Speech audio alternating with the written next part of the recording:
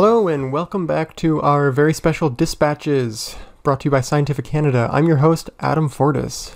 Like I've said twice now, soon the Canadian Science Policy Conference will begin in earnest, but before it does, I've got a handful of pre-conference panels and sessions to tell you about.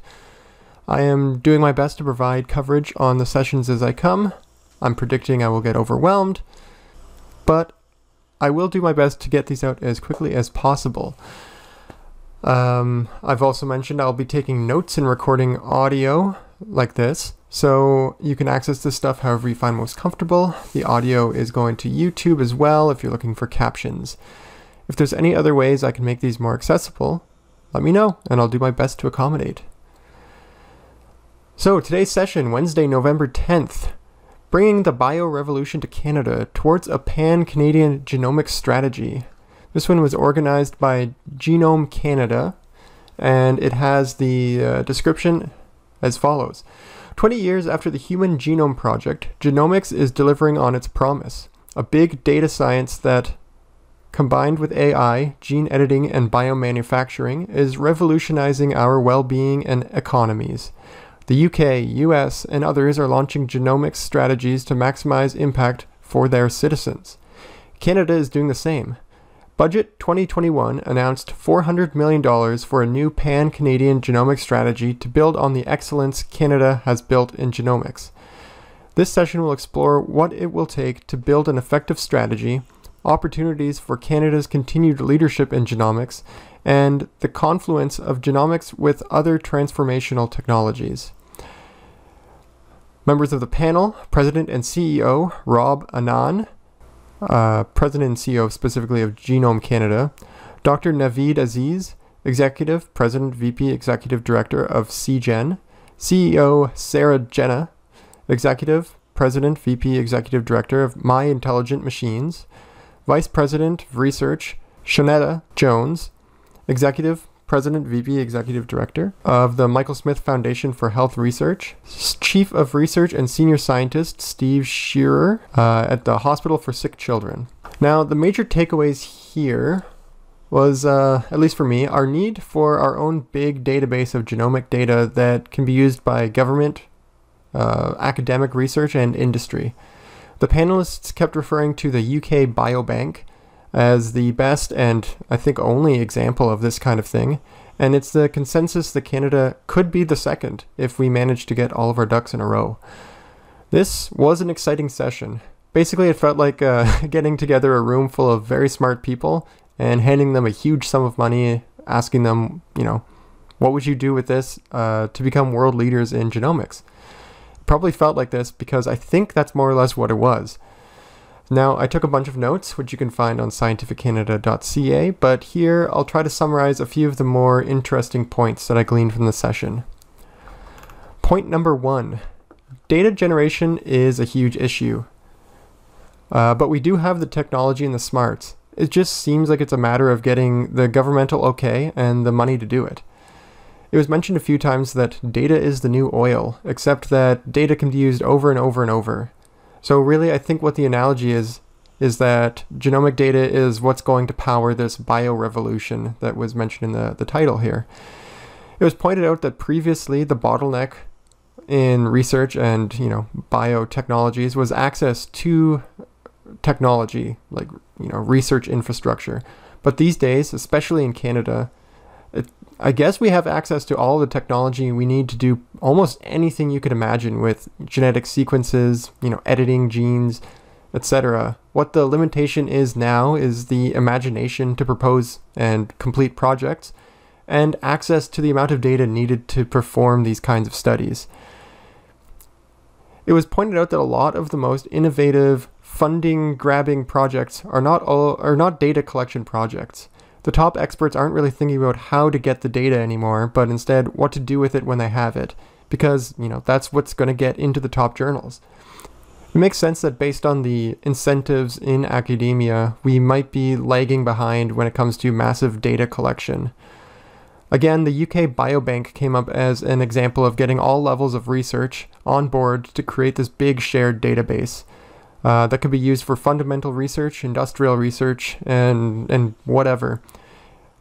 Problem is, it costs a lot of money, but it seems like it's worth the investment. The UK has turned a huge profit on this project.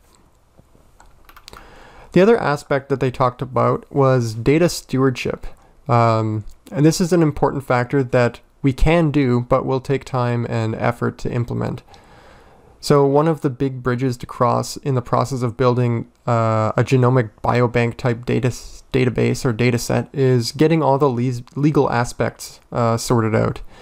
Since genomic data needs to come from people, we need to respect their rights and privacy, and we can't do anything weird with their information, and we actively have to protect their data. It was pointed out that in most cases, the technology to protect data like this does not need to be reinvented. But putting the pieces together is the big, expensive, hard process. One of the big ideas behind how to do this is having all of the data stored in one central location where it never leaves. Researchers can dip into it to use it, but there would be no sending or receiving huge chunks of data. Not only are we talking about petabytes of data that would be needed, we would need to send and receive. We're also talking about fewer changes in hands, which means fewer opportunities for data to get compromised. I'm personally curious if there's anything we can pull from the particle physics community. People at the Large Hadron Collider, for example, those experiments, they deal with huge amounts of data, and it's shared globally. They produce more data than you could ever imagine, so I'm sure that they would have some good tips on how to implement this kind of process or program. As far as the legal aspects go, Canada was described as more or less starting from zero, but our recent COVID experience has really pushed us into sorting a lot of these things out. It was not simple, but an important step in actually getting our feet under us during the pandemic.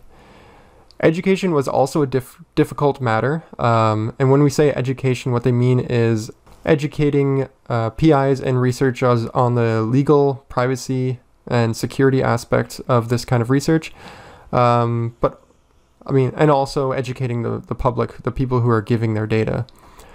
With COVID, Canada was at a huge disadvantage compared to places like the UK because of this legal stuff, and because we were starting at more or less zero.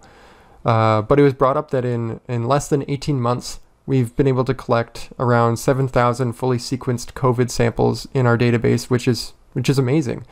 And it's allowed us to really contribute to the pandemic relief. But we can always do better, and we need to push to do better in this area if we want to make a big genomic database. A final point that was made that I find interesting is fostering open science has made for huge gains in the past, and it's something we should be looking to do here as well. The infamous Human Genome Project is the perfect example of international collaboration. With their stated, they stated that the human genome, once it's been found and cataloged, should be open to everyone who wants to use it for the betterment of humanity. Other examples of big, wide open and collaborative research projects come from DARPA, which really accelerated things like GPS technologies and the internet. DARPA's model is often cited as one of the best ways to develop with minimal bureaucracy and setting up the infrastructure to allow projects to fail quickly and fail on a large scale if need be. Now, the final big talking point I'd like to bring up was the discussion on talent development and retention, which is a huge Canadian problem across all sorts of research areas. The main sentiment was that Canada is doing amazing things regarding the training of new experts and getting them up to speed. Unfortunately, we keep losing them to the United States and Europe. So what we need to do is identify what will make them stay, as well as how to attract other out-of-country experts. This point kind of encompasses every aspect of the story so far, so I think it's a nice one to end on.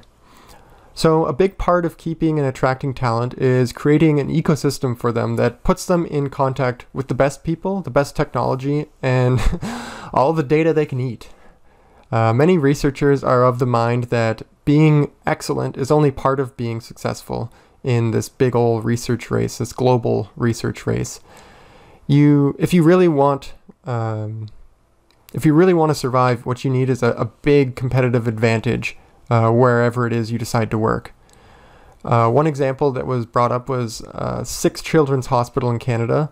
They have been killing it as far as their research has been going, and is consistently ranked as one of the best research hospitals globally. And apparently the last 3 big researcher acquisitions that they've made, these researchers cited this fact, the excellence of the hospital, as the main attractor for coming to Canada. You know, people don't want to start from the ground up. They don't want a blank slate, carte blanche, if you will, to start their career on. They really need to have all of these things set up for them in order to be competitive. Now, the discussion moved to the idea of centers of excellence, which has been sort of a dominating and successful system around the world.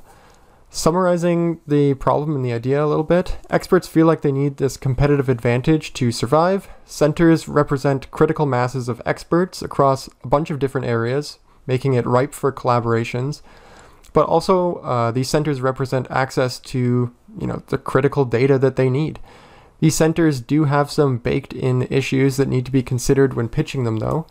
And this is an aspect of the discussion I found really interesting. For example, detractors might rightfully ask, why give more research money to the already rich researchers, so to speak? This is kind of what these centers do. They attract these big, well-paid, well-funded research groups to them. And what we're kind of pitching here is giving them even more money. And so it feels like the rich get richer in this sense. So in order to mitigate this, and actually turn this into a positive, what these centers really need to do is commit to diverse excellence, not just in words, but also real tangible funding. Of course, how this is done is really the sticky bit, but I kind of see this personally as a great way to simultaneously approach the education issue we were talking about before.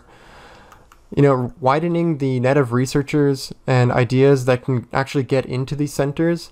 It's a good chance to reach out and invest in outreach and early career researchers, where you can start to instill and teach aspects of data security, confidentiality, consent, and various other things that you might not get right away.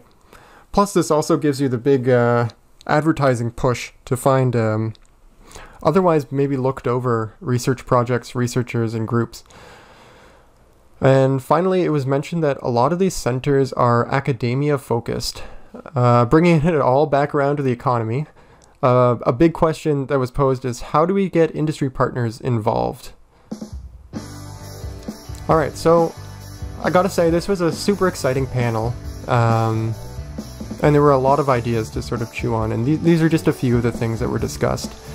If you want my full live notes, you can get them over at scientificcanada.ca, and I've tried to add some links to some of the things that I brought up in this little episode. As far as CSPC2021, tomorrow is a day off, so there won't be another episode like this, but Friday we are going to be back at it. I will say though, the Almanac, one of Scientific Canada's other shows, with host Severa Oais, is back in the studio live tomorrow on 93.3 CFMU in Hamilton, or cfmu.ca for people outside of the city. If you missed the live show, it will go up on this very same feed that you're listening to right now on Friday, I hope. There's also going to be a new Random Walk episode coming out tomorrow. All of this, like I said, is coming to you through the same channels that you are on now, so make sure to like and subscribe to Scientific Canada wherever you currently are. Or, of course, you can follow me, Adam Fortis, on Twitter, at Adam, F-O-R-T-A-I-S, and I'll let you know when and where everything goes up. Anyway, that's all I've got for today, so thank you for listening, and talk soon.